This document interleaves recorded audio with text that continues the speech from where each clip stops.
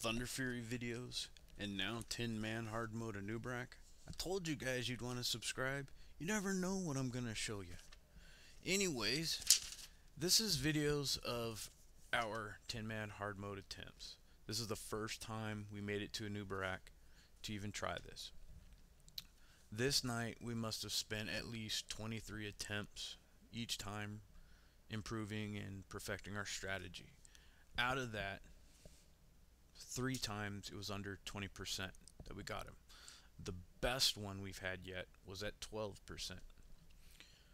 Part of this, of course, we watched the videos, we looked at the strats, did all that, was just the simple fact of the main tank with nature resist. Now, as far as DPS, you really don't want them to wear any of that. You want as max damage as possible.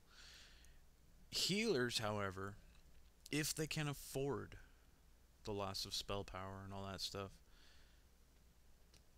maybe. But still, your main tank and your off tank usually should have their frost resist, or nature resist. In these videos, I'm the main tank taking Anub'arak, and we have a warrior on the ads.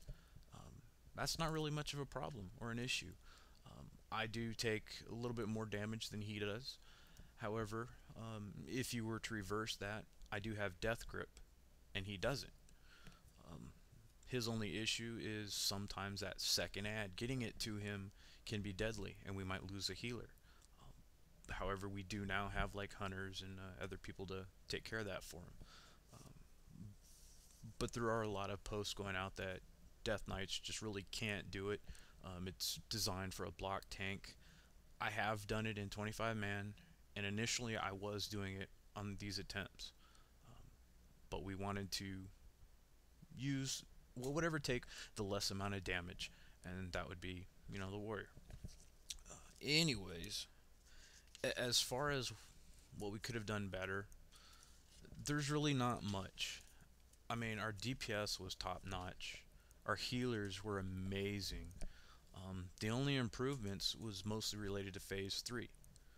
We shoot for a 1 burrow phase, and as far as the ice patch, we put down 4 if not all 6 at the beginning.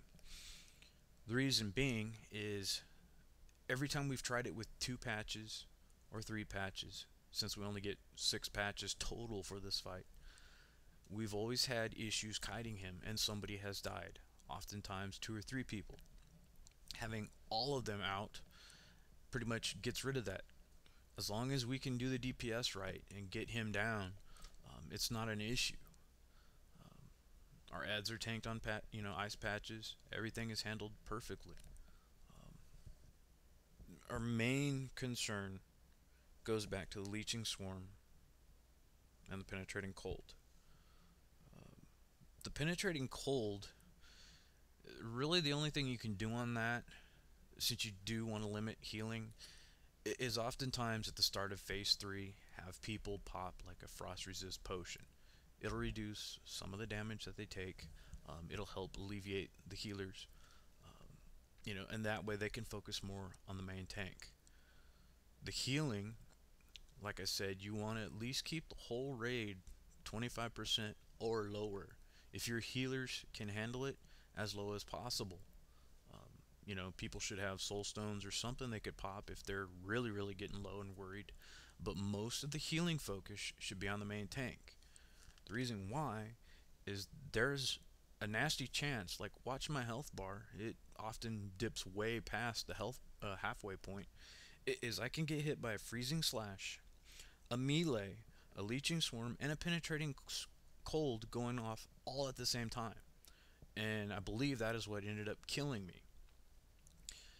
As far as penetrating cold to help out the healers, if you're using grid, there's grid raid status debuff, something like that. You should have it. It'll illustrate who has that penetrating cold, and you can focus on them and give them a little bit more healing. But just make sure that your main tank is getting the heals that he needs. He will be taking a lot of damage. But anyways, this is our best attempt. We got him to 12%. We're going to do it tonight, and we're going to down him. But thanks for watching, guys.